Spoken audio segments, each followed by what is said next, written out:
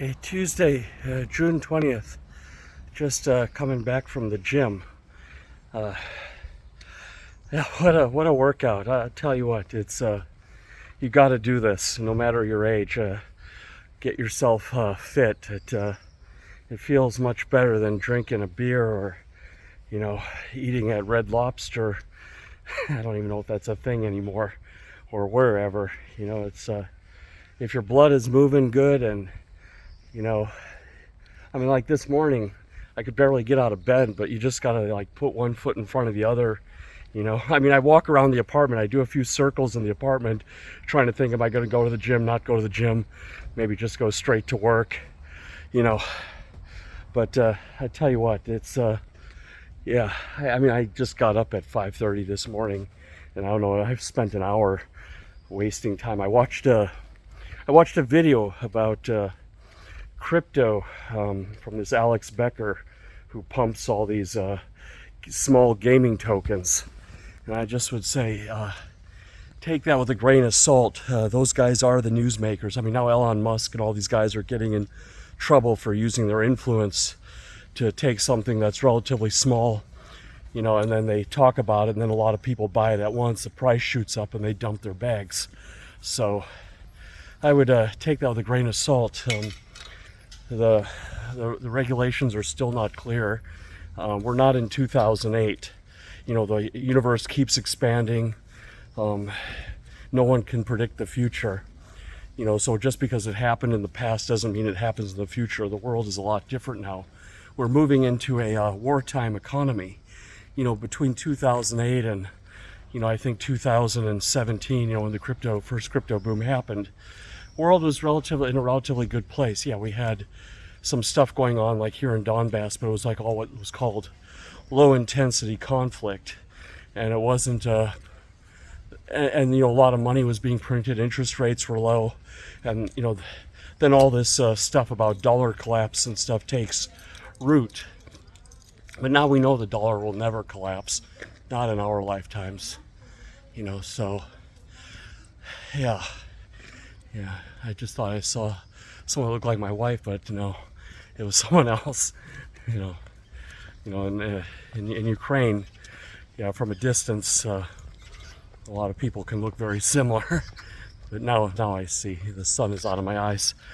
But anyway, so we are going through actually a major economic shift.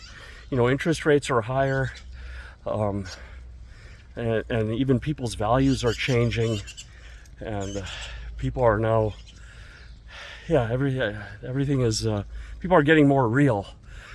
So I wrote in a LinkedIn post, the whole premise of crypto rides on like a US dollar economic collapse, right? Bitcoin will go to $1 million because the dollar has failed. But I don't think that's going to happen. Now people realize, a Ford class aircraft carrier, Nimitz carriers, these things back the dollar. America can deliver more violence per square meter within 72 hours than, they're right up there with forces of nature, like hurricanes and, solar flares or meteor strikes. You have you'd have like a huge meteor strike, a solar flare, and then you have America. Those are your three biggest forces of nature. It's just sad but true, and you don't need a whole lot of gold to back the dollar. But let's talk about that gold thing. Yes, there might only be eight tons of gold, or 8,000 tons of gold at Fort Knox, but I'm sure there's a lot of gold inside the Rocky Mountains that haven't been realized, and a lot of gold in Alaska still to be gotten. So it's like unrealized equity, right? There's a lot of unrealized resources in those mountains in America, and that's what these people fail to calculate. All these doomsday porn people, who prey on lonely old men, and stuff like that. A lot of people are preying on lonely men these days. It's an industry, and you either get to them by promising them love or fortune, or that they get to be special, or they know something no one else does. It's You just have to read everything. You know, it used to be like, this is the problem with the internet. You only read what you want. We used to get the Chicago Tribune every morning, right? And we used to read that cover to cover because there really wasn't anything else to read. We couldn't go on our phone and read what we want. I already read all the books in the house, you know, so this was the only new thing coming into the house every morning. You know, you'd read the front page, you read the sports, you read the business section, you read even the horoscopes, you start going through the classified ads. You get like a nice, well-rounded perspective. But now what's happened is people just read what they want. And so if they have some idea in their head, you know, like America's going to end, or, you know, I don't know, like JFK is still alive or Elvis is still alive, they'll read a whole bunch of stuff, you know, from multiple crazy sources to bolster that without reading the counter arguments. Like when you're in school and you learn to write a paper, you know, you start with your thesis, you know, and you write a paragraph like what you're going to talk about and what you're trying to prove, and then the next paragraph is a counter thesis that disproves your argument or shoots holes through your own argument, and then you write 3 more paragraphs after that to support your argument, you know. So at least there's some perspective or some balance in your thesis or your story. And this is like classic writing. I don't know if they still do this, if this is still a thing, or everything went so woke because like people feel pressure when they have to you know, counter their own arguments or challenge their own arguments just to make them stronger, actually. So I don't know if that's still a thing or not, because maybe it makes people feel bad or something. I don't know. So yeah, back to what we were talking about. So it's like the world is changing once again. So, you know, crypto got a, you know, big lift from, like, you know, that it was new, it was a speculative investment, and a lot of people got rich. I would venture to say a lot of the wrong kind of people got rich off of it, and then they become, and people like to listen to rich people. I mean, that's just a fact of life, whether they're the wrong kind of rich or the right kind of rich. You know, I mean, you don't see guys who like worked hard all their life, built a small business, and, you know, had a good 401k, investments, put their kids through college. They themselves even went to good schools. You don't see them blogging very much because they're too busy. But you have these like lottery winners. They're blogging a lot, but it's very hard to repeat what has already been done. You know, if you want to get rich, you first have to, like I say, find something. Like I was telling people, giving people dating advice on my personal channel.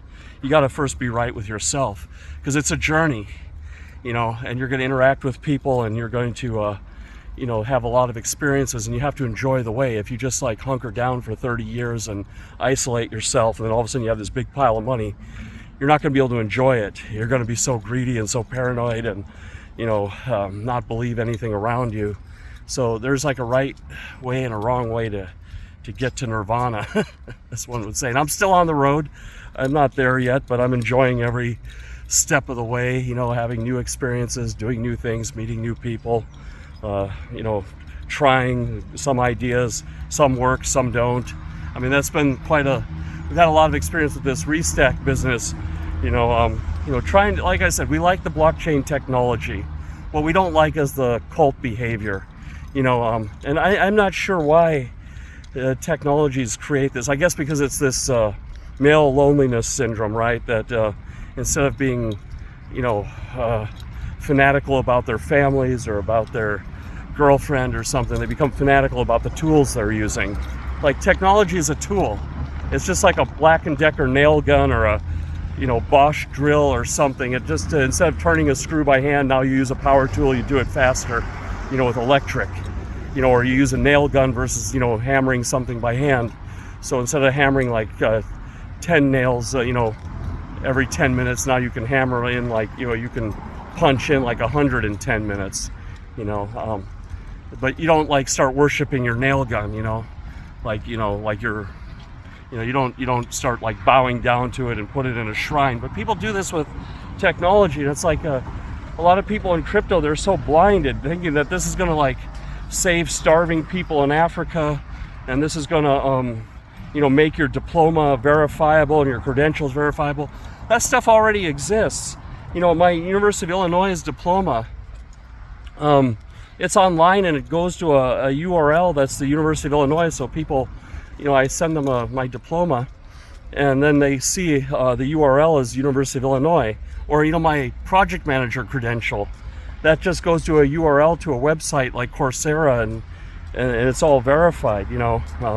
There's really, so it's like blockchain doesn't solve everything. A lot of things are already that they purport to solve can already be solved with existing technology. But if you tell them that, you tell them the counter thesis, people in this space, they will cancel you, they'll block you, they'll shut you down, they'll, because like I said, they're fanatics. They're not technologists, they're not engineers, problem solvers.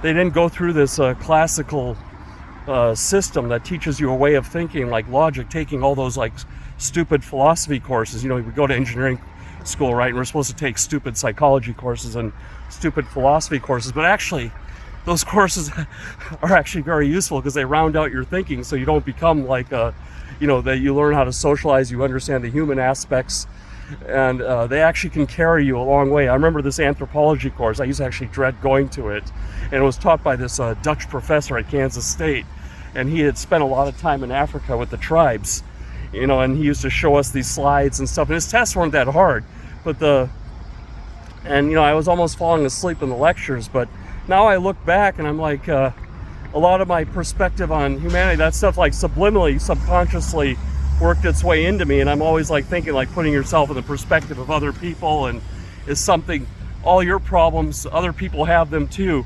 and if you're thinking of an idea, probably someone else has already thought of it as well.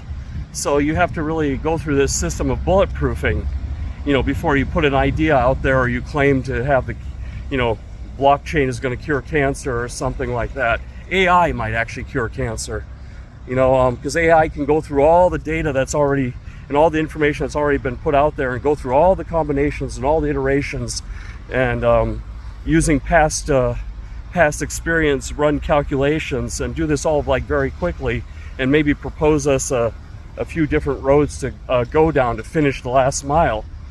That's what AI can do. Blockchain can't do that. Blockchain can keep track of stuff. It can all go on a ledger and keep track of it, and everyone can see what's on the ledger. And I mean, that's cool, but it's not a panacea, as I've been saying.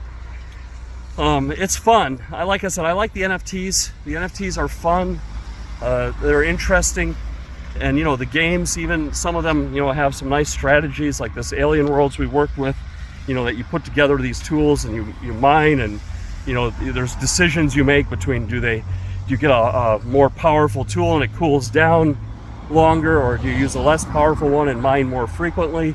So I mean, that's kind of like the fun of games, right, is making decisions. But Rubik's Cube and chess, completely analog games have been a lot of fun for a long time. So Web3 games, they have to be genuinely fun, not just have this gambling component, because that will get taken up by big business. If it becomes lucrative enough and it becomes regulated to where they can enter the space, it's just like marijuana. When marijuana was unregulated, you had a whole bunch of small players, the prices were high, there was a lot of choice, whatever. But when it became regulated, then a few big companies came in and sucked all the oxygen out of the room and dominate the space and drove the prices down and put the small guys out of business, because they don't have this economy of scale. They can't get the people hired, they can't afford the salaries, or give them 401ks, or send them on company retreats and this kind of stuff. So they can't compete with that. And this is what's going to happen in crypto. I mean, I think Microsoft and, they're all waiting in the wings. They're probably looking at this, and, Facebook for sure with this Meta thing, although they laid off a whole bunch of their people, they didn't see a whole lot of value in this. And I mean, Apple now has these goggles going on, and so there'll be people building into their ecosystem. So I'm not sure how, Alex Becker was talking about all these like small gaming tokens. You really have to look at the people. You really have to look at the biographies of the people and their funding and everything, and and how these guys think. Because like this crypto space, it's like unfortunately full of a bunch of mentally unbalanced 20-somethings who are taking a lot of meds, and they haven't hit a wall yet. They haven't had to deal with anything hard, whether it's in their personal life or academic life or work life. I mean, many of them have upper middle class, well-to-do parents. They're living at home or whatever, and instead of going out and getting a job and joining the army, they work on this, and they haven't been tested. There is something to be said for like middle-aged senior people. They've been tested, they've seen it before, they can make decisions. I mean, it's not to take away that a lot of young people have come up with some innovative stuff. I mean, look at Apple Computer. That was a bunch of like college guys, or Microsoft, a bunch of college guys with parents who are bankrolling them and connecting them, and they changed the world. So it can happen, but the exceptions are not the rule. The fact is, like, most of your innovations are coming from people in their 30s and 40s, working in companies. That's where most of your patents are coming from, in medicine or engineering or IT or whatever. It makes the headlines when some young person does it, but as a routine, most of this is being done in, like NVIDIA, for example. I mean, geez, it's just mind-blowing. I mean, they have armies and armies of these like people with a classical good education and good upbringing, working hard in California, and putting out these processors that do more with less energy. I mean, you're not going to have, you might get the odd thing from a crypto startup, but what these bloggers are advocating is that you buy this whole spectrum of coins, and one of them is going to lottery for you. But I think you got to dig deeper, because a lot of these projects are tired. It's like Decentraland and Sandbox only had a couple hundred users, and I mean, the game we created, Battledome, for the Alien Worlds, had 200 or 300 users. I mean, we were right up there with some of the best Web3 games in terms of like real users, not like fake users.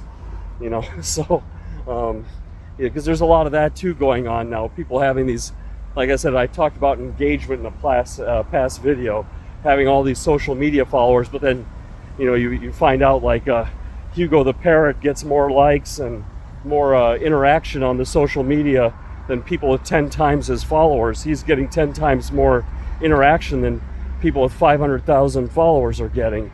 So you really have to go through the details. And none of this is investment advice, and what have you. Let's do that disclaimer. I'm just giving you my perspective.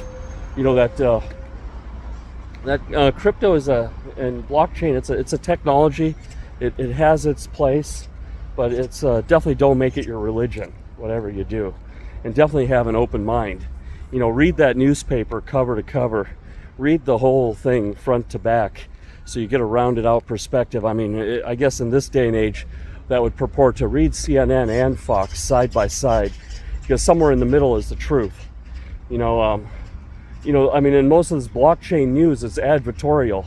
So if you're reading all this like Blockworks and Crypto Telegraph and stuff, balance it out with something like Wired magazine, or I don't know, something that's more blue-pilled or something like that, so you don't miss out. You don't miss out on things. Miss out on life. That's the most important thing, is that time is always expiring, and you can't get that back. You can always get back money. You can make and lose money all day long, but you can never get the time back. And a lot of these projects are like telling you, wait, put all your life savings in this, and then go hide in a cave somewhere and wait for the apocalypse to come, and then all of a sudden you're this like millionaire. That's like their thesis, and along the way you miss everything. You miss a lot of great things that life can give you. So that's just my view, is like get your information from multiple sources. And it's because it's very easy on the internet. You subscribe to a few things, and it's like an opium. It reinforces your thinking, but you actually got to like watch stuff that makes you uncomfortable, if you want to grow. And you got to balance out your perspective. I mean, I'm not a fan of crypto, but I watch it, and I balance it out, and I do have a small holding. And if you're curious about what I'm holding, Bitcoin, Ethereum, Polygon, but like I said, this is not investment advice. I have explained my reasons why I hold those three mainly. And I have a few small ones like Dogcoin or whatever, but I mean, there's not more than $100 in that. Because, you can't underestimate the power of psychology. That's what my well-rounded perspective has told me, is like the human psychology is that wild card. It's that thing you can never, get right. So you have to have some exposure to that as well as some logical investments, So anyway,